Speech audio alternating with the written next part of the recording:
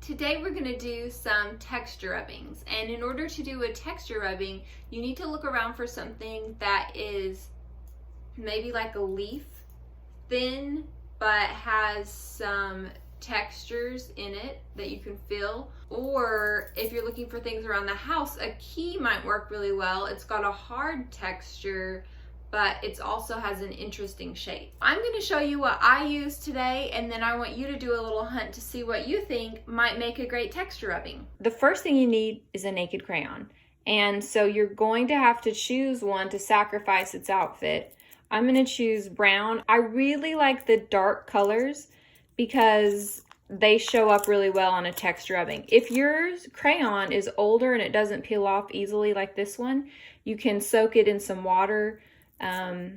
That works. Sometimes making a little slit down the side with a pair of scissors makes it easier to come off also.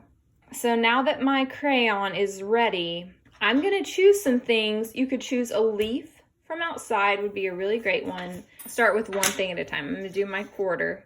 So I'm going to take my crayon guy. He's going to walk over here. He's going to lay down, and then he's going to roll around on top of the quarter. And I made a little circle. Let's try the other side and see if the eagle shows up any better than the face. A little bit, not much. Okay, let's try the other ones. So if you have a lot of naked crayons, you can do different colors, which will be pretty. These coins are really just getting the outside edge. I can try my Lego and see how that works. That works pretty well. See the button.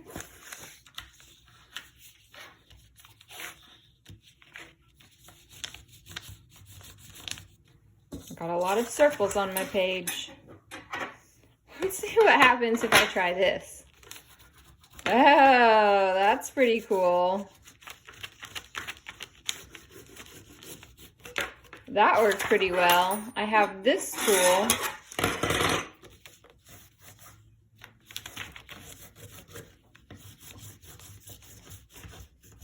I'm breaking out the big guns of texture relief rubbings. A leaf is so cool because it's very thin and it has these veins running through it. So I might actually try putting it upside down under there. I'm gonna roll. Oh, look how beautiful.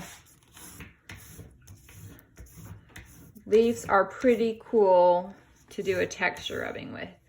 So look around the house, maybe see outside if you could grab a leaf, some grass, something like that, and try doing some texture rubbings. If you can unwrap multiple crayons, it will be very pretty on your paper.